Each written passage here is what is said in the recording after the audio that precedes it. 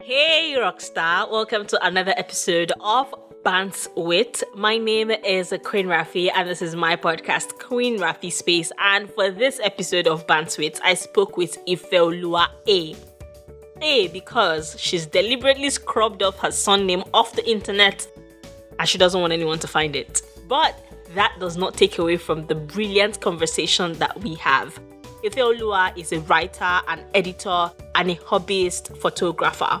And in her spare time, she listens to podcasts, fantasizes about traveling the world, and you can definitely connect with her on Twitter. On this particular episode of the podcast, we spoke about, how she got into writing, how she became an editor. We also spoke about how she began one of her interesting hobbies, which is photography, and basically got her to share on, what her reading goals for this year is and what books she would recommend for somebody who is into African fiction. I'm into African fiction, so I had to bully her into that one. It was quite an interesting conversation I had with her. Very easy, very enjoyable. Something that you can just plug in and enjoy. Yes, that's what this episode is about. And I'm definitely sure that you're going to enjoy listening to Ife. So, dive in!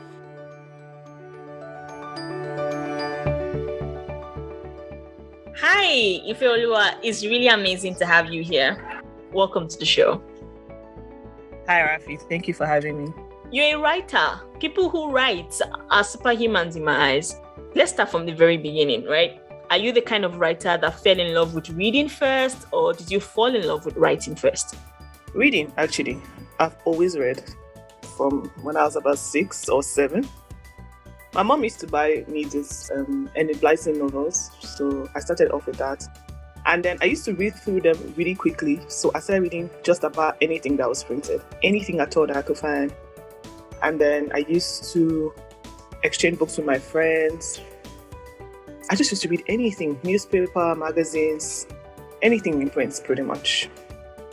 Interesting. So at what point, right, did you think, I'm reading all of these books and everything, it's time for me to start writing my own stuff? Do you remember the first thing you ever wrote? Like, apart from all of them, how did you spend your last holiday? Did you remember the first thing you first wrote? And at what point did you realize, Ifeoluwa is a writer?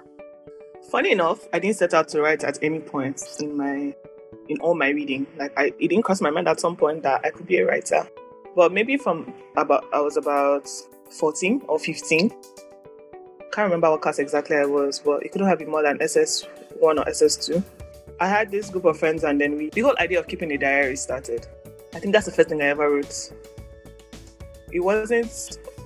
Obviously it wasn't for public eye, just for personal consumption. And then I continued along that path. I just always wrote something, but never put it out there, never shared it with anybody. I didn't start sharing my writing until January 2021. Actually, it was January 1st. Mainly, 2020 was such a year. Wow. And then I just decided to write about it. And I published it. And then I got nice feedback, I guess. And then with time, I said, okay, maybe I could just do this once a month. And then I kept at it. And we're here now. So that's the summary.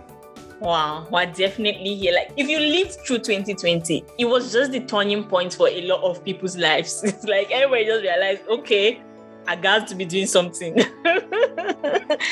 Yeah, I can see why. Yeah, and it's interesting that you would say that. And I know that you also do editing. You edit people's work. It's interesting because it's one thing to write. See, I like to write, but my problem, please don't ask me to edit it. Please don't talk about the typos. Just read it and be going. But to take on editing other people's work, knowing that you're going to critique them and say, this isn't in the right place. We have to arrange the stories here. Because a lot of times we read a lot of books. I'm a reader as well. As much as I don't like writing, I read a lot of books. And after you've written a book, after you've read a book, you're amazed at the mind of the author. But what you don't know is editors are like the wings behind the authors who let them know, okay, this is good, but let's, bring it to this point where the reader gets to enjoy it. When did that editor side of you begin? And, what made you inspired to say, you know what, I think I should take this on as something that I do for other people? First of all, yes, please sing our praises. Editors are the wings behind the writers. Thank you. Well, I think it's fairly recent actually. But over time, I've always had my friends say, oh, if you help me look at this thing, what do you think? Help me go through this, what do you think? So I've always preferred for people, maybe not always, but at least from university days, I used to help my friends proofread their stuff before they submitted. But editing as a career in code started a few months ago, maybe about 3 or 4 months ago. It was from not really making money from writing and then trying to see how else I could do something that was related to writing that wasn't going to stress me as much. And I would be happy doing my work, and then I'll make some money while at it. I love reading people's stuff, whether or not it's great. I just read people's stuff generally. And then my friend and I started a publication on Medium in January.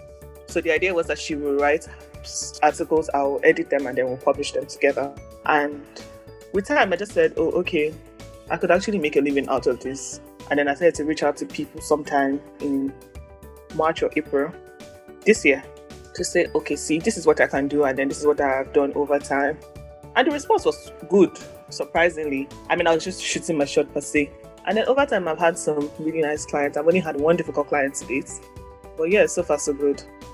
That is interesting. And I know that sometimes they say that, not making money from something pushes you to do something else. And sometimes it looks like, oh, I'm only dabbling into this thing because of the money. When you eventually get into it, right, you now start realizing, wow, this isn't so bad. Apart from the money, there are other things that I enjoy from this particular thing.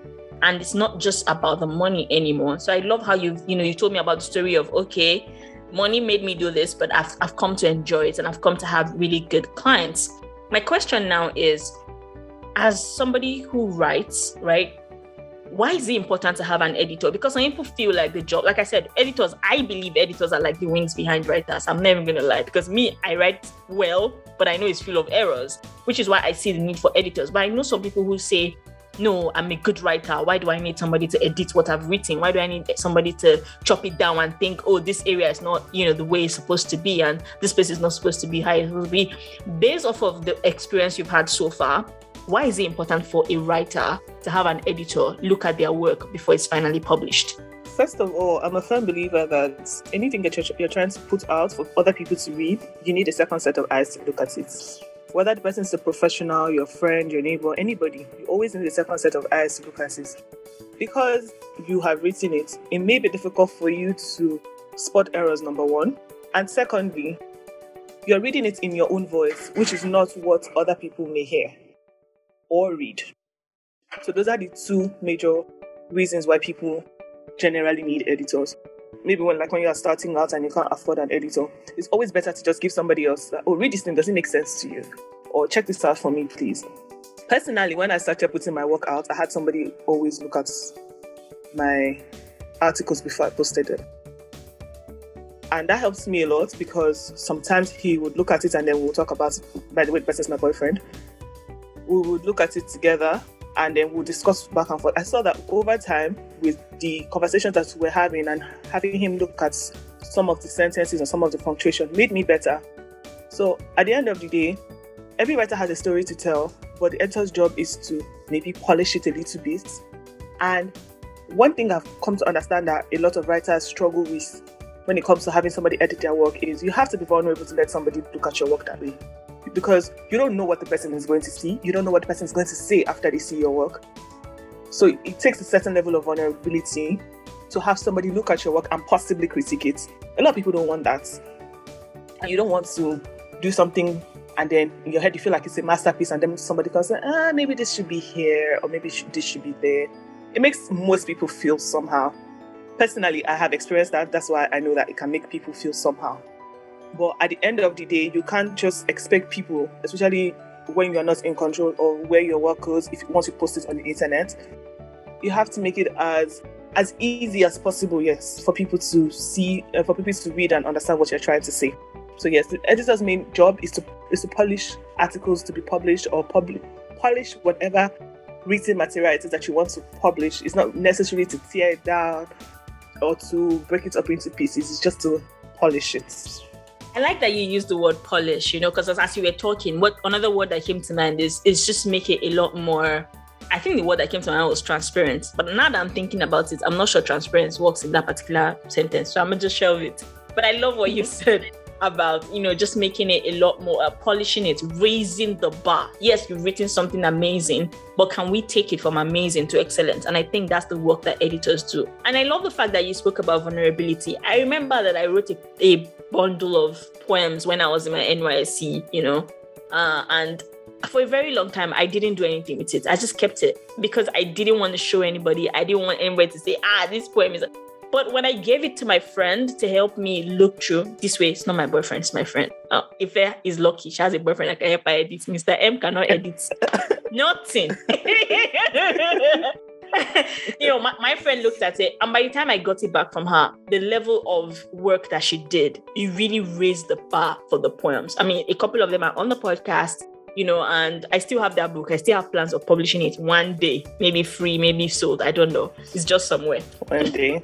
Yeah, one day. One thing I wanted to ask again, Ife, is, I don't know why, but I get this sense that you're a very creative person. I mean, you're a writer, you're an editor, and we've not even dabbled into the photography aspect.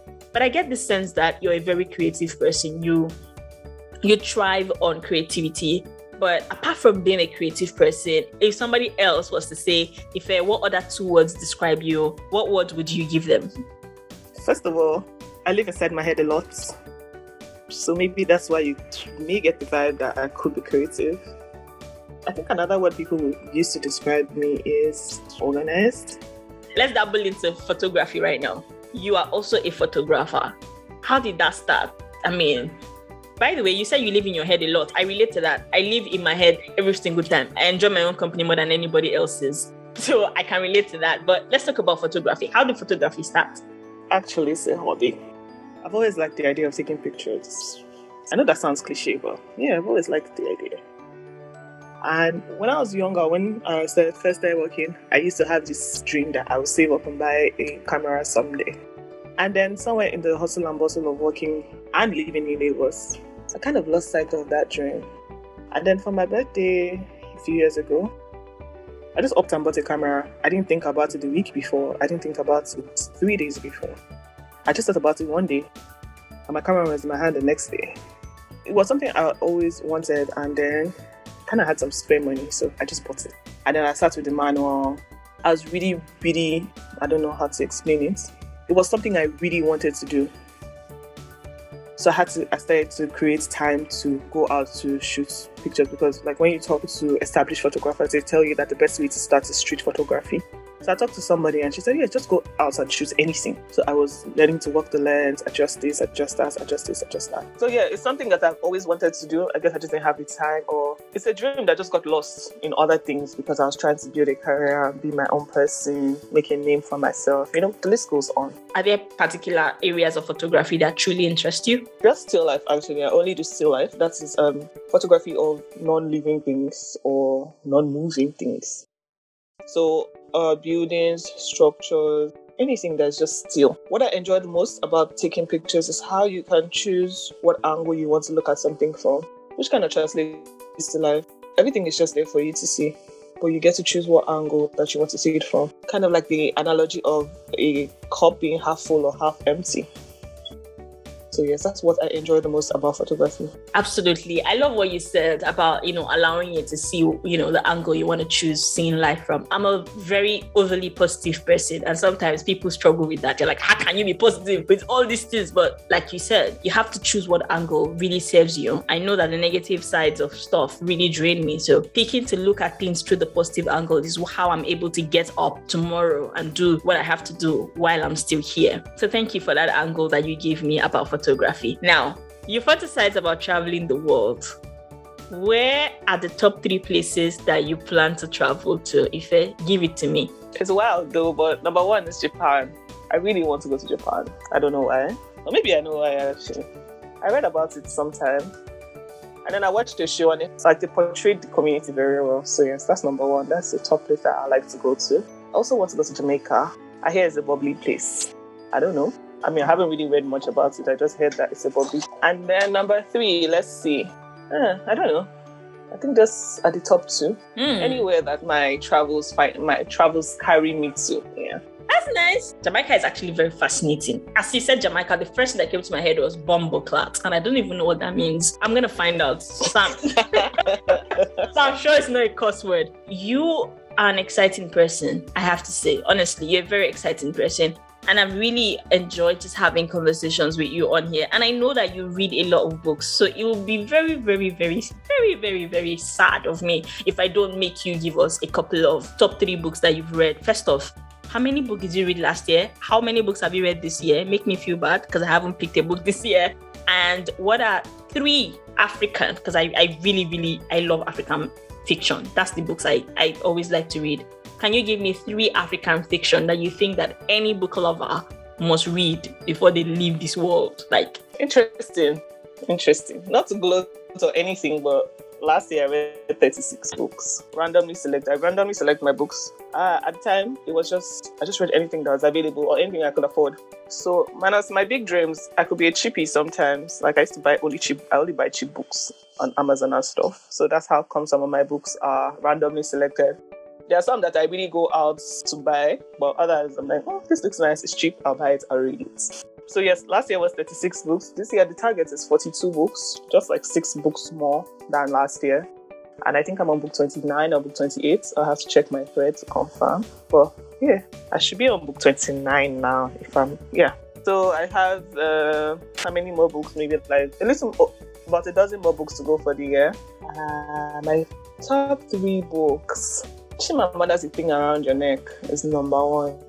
Yeah, I think that's the one I would recommend because it has many stories in one. It's a book of short stories. Number 2 is Daughters Who Walk This Path, Yejide Kilanko. And for the third one, I'm really struggling between Sefi Atta's books and what's this other lady? Oh my god, I had her name just now and then it went away. And Chika Onigwe. So there's a tie there between Chika Onigwe and Sefi Atta. Pick up any of their books for number 3. I'm so glad that at least I have read one out of all the books that you called. I have read Daughters That Walk This Path. I agree. It's quite a masterpiece. I enjoyed reading it a lot. I would love to say that you have been able to build a bit of career for yourself in terms of like writing, editing. For somebody who is just about to start out, who are just really looking out to get into the business of writing, what are some advice that you have for them? And I know that you also mentioned the aspect of, you might not be getting as much money as you expect to be getting for your writing. So I would also love to say, how can somebody who is in the writing world right now, who is dealing with that particular challenge, sort of deal with it? Okay, great. First off, the first piece of advice is like something that you really want to do, just do it. Yeah? It puts you in a position to build your confidence and it puts you in a position to grow and get better. So number 1 is just do it. And secondly, there's nothing that you want to do in life that you don't have to read and research first of all. So read as much as you can, research as much as you can. And another important thing that you can do is reach out to people who are already in that field that you're trying to get to. So either social media, which is actually the easiest way, to be honest. Most of the things that I have done with regards to writing and editing to this day, I have used Twitter a lot and it has been really helpful. So whatever social media platform that you have a bit of, that you can use well or that you can leverage on, you can do that. It helps a lot. And yeah, so basically, number 1 is to just do it. Number 2, read as much as you can. Number 3, connect with people who are already in that space. I mean, it's been really fun having you here, speaking to you. You have an amazing voice, which is going to make me edit this podcast faster. So oh wow. So thank you so much for being here. But one last thing just before you go. Sure. If a writer would like to reach out to you based off of editing their book, what can they expect and how can they go about it? Okay, so first off, you can always just shoot me a DM on Twitter. My DMs are always open. What you can expect is that I will do a thorough job. I always do a thorough job. I would try to be nice about it because I don't believe in putting people down because you're trying to help them. So yes, I always try to be nice in my delivery, but I don't lie to people. Like if it doesn't work, I try to help them to see reason why it doesn't work. But the main thing that you can expect is that I will do a thorough job and you won't hear your gist somewhere else. Whatever we discuss with regards to your book, it stays between us. Yeah, those are the top two things. Thank you so much. Confidentiality is actually very important when you're having to entrust intellectual property onto someone. And Ife is telling you that won't be a problem with her. And I honestly believe that you should hire her. She has such an amazing personality. And it's weird that I'm saying this because I've never met her. But I think that sometimes you can just know. There are people who just have that. And even via the internet, you can just feel the sincerity and the beauty of their soul. I know that's getting deep. Let me just keep quiet. But yeah, thank you so much for being here, Ife. I really appreciate you. I really appreciate your time. I hope that, we continue to have a lot more conversations. Thank you for having me. I'm sure that you enjoyed listening to that conversation. Thank you once again, Ifeoluwa A, for being on the podcast. If you would love to reach out to Ifeoluwa for her to edit your book, please do so via her Twitter handle that I'm going to include in the show notes for this episode.